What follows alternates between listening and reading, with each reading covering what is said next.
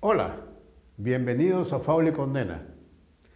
El día de hoy trataremos un tema polémico, pero muy trascendente para la democracia en el Perú. El gran problema de la corrupción en el financiamiento de los partidos políticos. Si el tema te interesa, quédate. Regresamos en breve.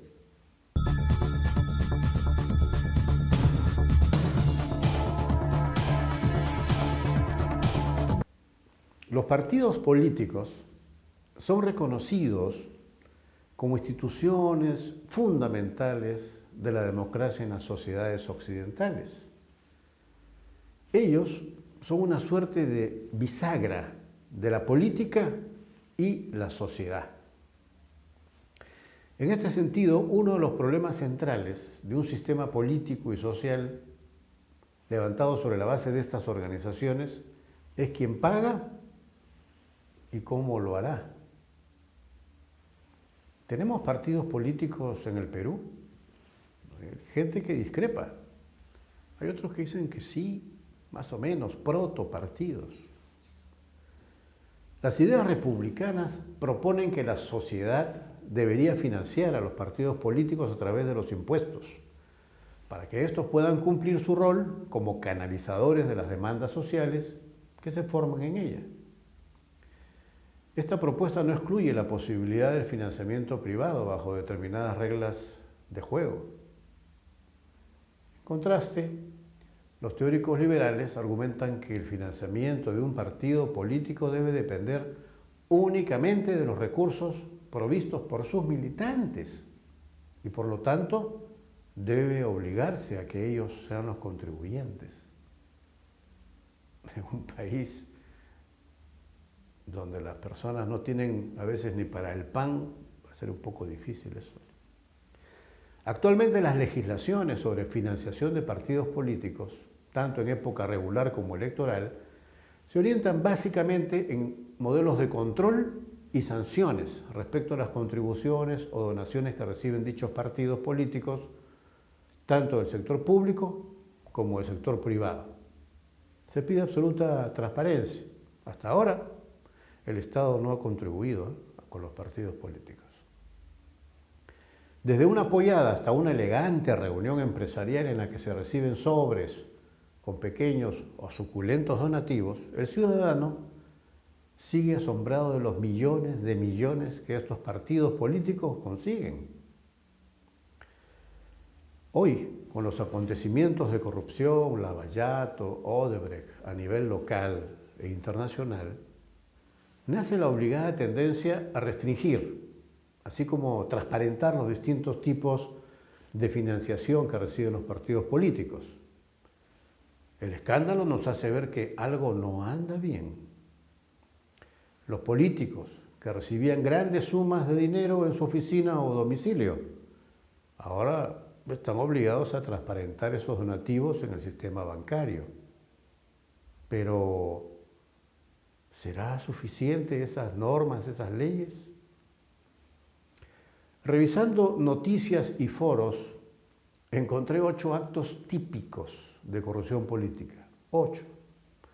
En los cuales podemos visualizar casi todas las modalidades de las cuales se valen los políticos corruptos y también los hombres de cuello y corbata corruptos, interesados en pagar y donar importantes sumas para luego obtener protección, beneficios, contratos con el Estado, leyes favorables, etcétera, etcétera. La primera modalidad encontrada, contribuciones que violan las normas que regulan a los partidos políticos. Por ejemplo, permitir que ocupen cargos dirigenciales en provincias alejadas o incluso cercanas, determinados miembros del partido sin auténticas prácticas democráticas electorales internas. Pero como están bien relacionados con la cúpula, no hay problema. Prácticamente una elección a dedo. Otra práctica es directamente la coima, la mordida, la prebenda a las personas o a las empresas contratistas que le dan al funcionario elegido por el partido de turno en reciprocidad los jugosos contratos que ha obtenido la empresa o la persona vinculada. Otra modalidad es que un funcionario público promueve determinadas empresas, determinados negocios. Secretamente es accionista de una compañía nacional o internacional o de repente termina siendo elegida en una licitación o para una adquisición pública. La cuarta modalidad típica es el lavado de dinero para poder llegar a contribuir en el partido a través de limpieza en los hoteles, en los restaurantes, en los distintos empresas de fachada para poder lavar. La quinta es cuando se dan promociones, leyes contra el interés general para favorecer a grupos económicos. En el Perú tenemos muchos casos de eso. Una sexta modalidad es cuando acepta el candidato o el personaje político el dinero en efectivo antes o durante el acceso a cargos gubernamentales para otorgar favores políticos. La séptima modalidad es cuando durante el proceso electoral se compran votos con dinero, con grandes ofertas y promesas. Y el octavo tipo de modalidad es cuando se desvían los recursos públicos para favorecer o dañar al adversario y también robar al Estado. Por ejemplo, si el político tiene suficiente poder para decretar inamovilidad de las Fuerzas Armadas y Policiales el día de las elecciones, es decir, los miembros no puedan votar en esas elecciones, a sabiendas que esos militares, esos policías van a votar por el adversario o por la competencia. De esa manera evito un gran paquete electoral a favor del adversario. Eso es un desvío de recursos humanos, que también se puede traducir en desvío de recursos materiales, vehículos, dinero. ¿Les suena familiar este tipo de perversidades? Los partidos políticos son la parte más sensible y medular del sistema democrático. Es como la marca comercial que envuelve a los candidatos, los identifica, pues de alguna manera los partidos monopolizan el acceso al poder, aunque cada cierto tiempo se desacreditan tanto que pierden su valor representativo en la población, como ahora. Y de ahí el camino fácil para los outsiders, el alquiler de partidos, con registro en el Jurado Nacional de Elecciones, por supuesto. Pero si un joven o ciudadano común con aspiraciones políticas desea ser candidato al Congreso, por ejemplo, de acuerdo a su ideología tendrá que tentar suerte en los partidos políticos afines y procurar destacar. Sin partido político y acceso a esa argolla cerrada de la cúpula, no tendrá futuro, porque en Perú los llamados partidos políticos son los que definen los candidatos, la agenda pública y finalmente deciden la vida de los ciudadanos. Por eso es que se vuelve básico y fundamental evitar a toda costa que la corrupción en su financiamiento alcance a los partidos políticos.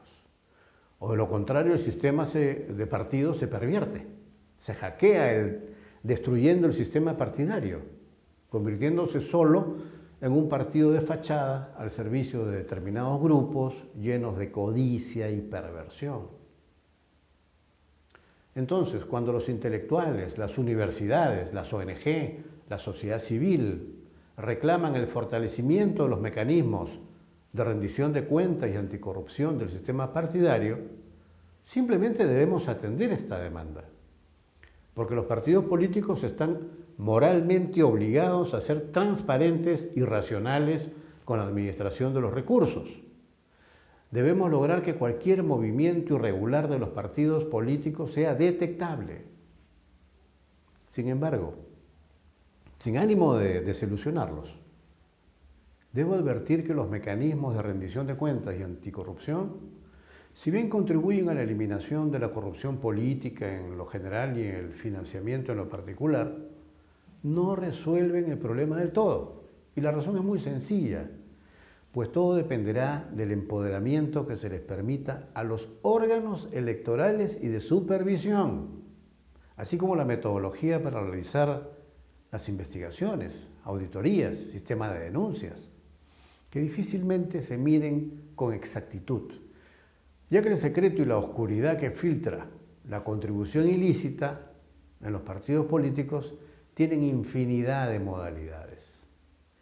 El camino más acertado para corregir esta perversión de los partidos políticos está en el empoderamiento, fortalecimiento y presencia nacional de las instituciones vinculadas a la supervisión y control de los partidos políticos, del sistema político. Pues el problema va más allá de una simple contabilidad. El Jurado Nacional de Elecciones debe tener presencia a nivel nacional, personal capacitado y metodología moderna para monitorear y supervisar el sistema partidario. Si no, por más leyes estrictas que tengamos, será letra muerta. En pocas palabras, institucionalizar a los partidos y los mecanismos de supervisión y control. De acuerdo a experiencia internacional, ya se sabe que a pesar de los controles al financiamiento partidario, es difícil lograr que los políticos y sus partidos ya no dependan de poderes económicos, de grupos de presión, incluso de redes ilegales de financiación, que como les vengo diciendo, a pesar de las nuevas restricciones normativas, aparentemente rígidas e imposibles de evadir, en la práctica se generan perversas transacciones disfrazadas de legalidad en complejas estructuras financieras, que hasta el más hábil de los investigadores no podrá descubrir sin los recursos adecuados. Muchas veces creemos que con más leyes, sanciones y normas evitaremos la corrupción, pero eso no es verdad. La corrupción política es la manipulación de las instituciones políticas, de sus reglas y procedimientos. Por eso es que tienen tanta influencia en todos los poderes del Estado. Por ello debemos entender que la corrupción política va más allá de la sola desviación de leyes, de los códigos de ética profesional o de las decisiones de los más altos tribunales. La corrupción política viola sistemáticamente la Constitución política, las leyes y cualquier norma, ignorándolas, o lo que es peor, haciendo normas a favor de la corrupción y su protección. Se discute mucho y no se ponen de acuerdo sobre el porcentaje de la financiación pública, que hasta ahora no se da, de los partidos políticos que reciban dinero del Estado. Y si bien es importante determinar el cuánto, repito y reitero, lo importante es fortalecer y empoderar las instituciones que controlan a los partidos políticos y, naturalmente, lograr que los partidos políticos sean auténticos partidos y no fachadas electoreras, outsider por aquí y por allá.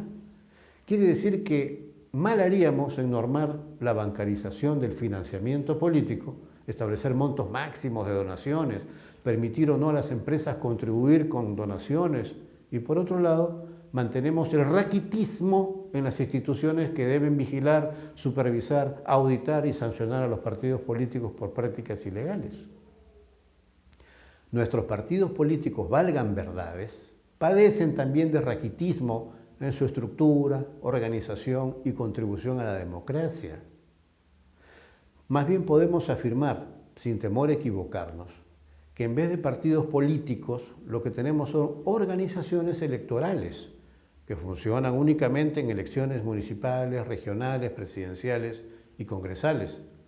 Después del proceso electoral, vuelven a tener raquitismo, pues no hay una verdadera estructura partidaria, de tal manera que los dirigentes partidarios ocupen gran parte de su tiempo en conseguir cómo asesorar, cómo crear proyectos. Más bien se dedican a conseguir dinero para las próximas elecciones, contratar afamados publicistas, para pagar costosos espacios de publicidad en los medios de comunicación. El Estado debe invertir en democracia. No se puede decir que es un gasto. Hay que invertir en democracia, hay que apoyar a los partidos.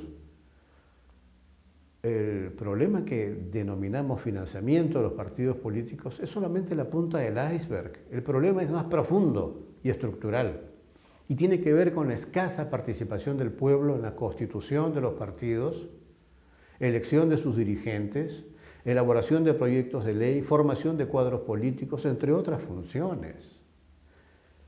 Nuestra Constitución, en el artículo 176, dice: el sistema electoral tiene por finalidad asegurar que las votaciones traduzcan la expresión auténtica, libre y espontánea de los ciudadanos y que los escrutinios sean el reflejo exacto y oportuno de la voluntad del elector, expresada en las urnas por votación directa.